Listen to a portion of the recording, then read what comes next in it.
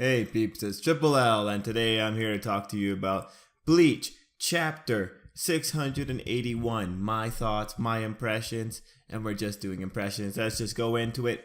This chapter can pretty much be summed up as the battle of really hacked powers between Juhabok's really overpowered ability to rewrite futures and create a future where Ichigo's sword doesn't get repaired versus Tsukuchima's power to rewrite past and create a past where Ichigo's sword was never broken, or was made so it could be repaired. You have this really incredible situation where a human pretty much loopholed a god. So that was really entertaining overall. I think this was a really good use of the Fullbringers because the Fullbringers do have powers that don't prescribe to the norm. They don't prescribe to any general rules. So it's cool to see that they can do this much, because the Fullbringers powers affect reality on such a level that seeing it fight against Juhabok's Quincy based powers, it's really satisfying. So in terms of using the Fullbringers, if this is it, if this is the climax of their involvement, I will be happy because this was good. This was pretty cool. I enjoyed that Tsukuchima's power was used in such a way. I do think it's absolutely funny that when it comes to getting back Shinigami powers, Ichigo's always getting stabbed. When Tsukushima stabbed him, I really thought, is that Rukia stabbing him again? Is she gonna give him more Shinigami powers? But no, it was Tsukushima. So that was pretty good. So with this chapter, we got Ichigo back in the fray. We don't know how much power Ichigo's actually lost. I'm not sure if he actually has lost his hollow power, because his hollow power was technically inherited from his mother.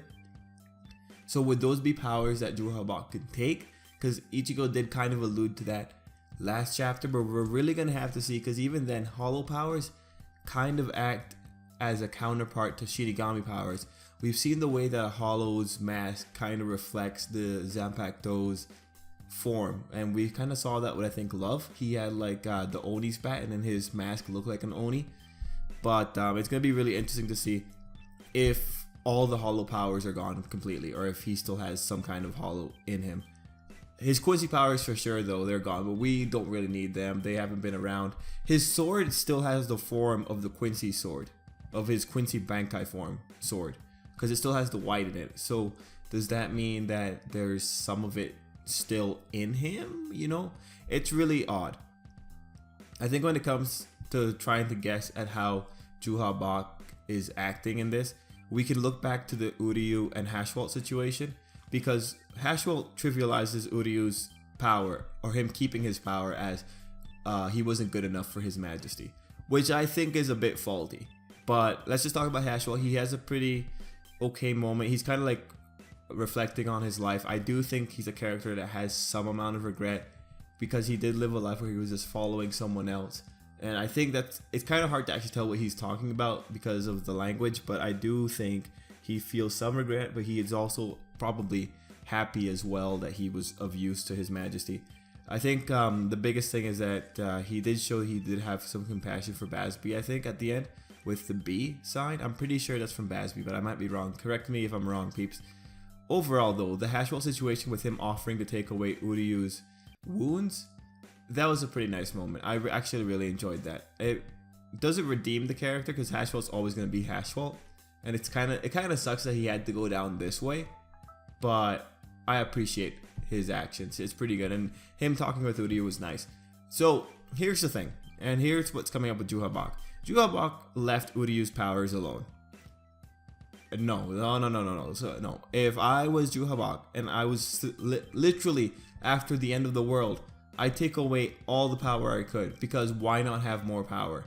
Especially once Hashwalt has kind of speculated that Uryu's power is a pretty good match against the Almighty. You know, Antithesis might be pretty good. So why would you not take away a power that could possibly harm you in the long run? Well, it's the same reason why he left Ichigo alive. The same reason why he leaves everyone alive, I think, except for his own people.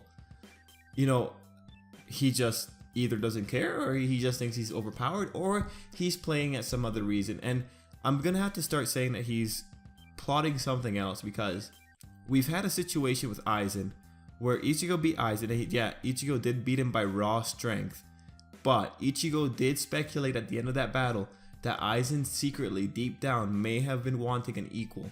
And because he wanted an equal, the Hogyokyu's ultimate power kind of caged itself a bit, or it kind of like made the situation where Aizen could be defeated. So when Kubo has a track record of taking down really powerful villains by just them wanting to be defeated, wanting them to be equal, I wouldn't be that surprised if somehow at the end they say that Juhabak secretly, he just wanted, I don't think it's going to be something equal, but he just wanted to be beaten, or he just wanted to have this fight, or he just wanted to have this conflict. And that's why he left Uryu with Antithesis. That's why he left Ichigo with enough of his power. It's because ultimately he's playing for another goal. And I wouldn't be surprised, like, Juhabak has ascended to a realm of godhood. It'd be very strange if he did not have some kind of higher thought going into this. But I will say, if Juhabak just totally commits to his personality and is just this really terrible person who just happens to be really sadistic and likes giving the heroes chances because he just wants to see them fall, and we keep that throughout, and we do not get any little message of Ichigo saying, oh yeah, you know, Juhabak kinda, yeah, he probably wanted this in the deep down. No. If Juhabak commits to being a bad guy all the way through, I will respect that. If he doesn't, then that's how he's getting beaten. And that's how I see it. So, peeps, let me know what you think about Juhabak in particular, because this chapter is pretty much just serving as the recovery chapter. The characters are probably going to regroup. They're going to head back out to deal with Juhabak, and we're going to see what happens. So, it's also good that we didn't have a extended Ichigo depression chapter, because he was kind of really depressive at this beginning when he was telling Renji, don't do it. Oh, and seeing Renji's sword get destroyed. At least it was a Bankai, right? Anyway, peeps, let me know what you think, and till next time, have a good day. I think I covered everything I wanted to talk about.